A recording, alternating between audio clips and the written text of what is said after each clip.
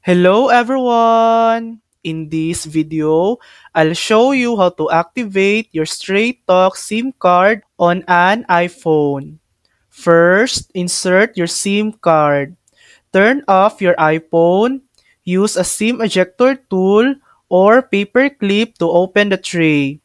Place your Straight Talk SIM inside and slide it back in. Then, turn your phone back on. Next, go to straighttalk.com/activate using Wi-Fi or another device. Tap Activate. Choose whether you want to get a new number or transfer your existing number. Enter your SIM number. You can find it printed on the SIM card or its packaging.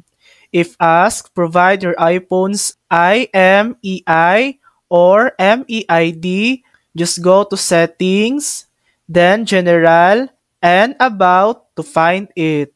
Then select your plan and complete the checkout if needed. Follow the on-screen prompts until you see a confirmation message or email. Finally, restart your iPhone to finish the activation process. Your phone should now connect to the Straight Talk network. And that's it.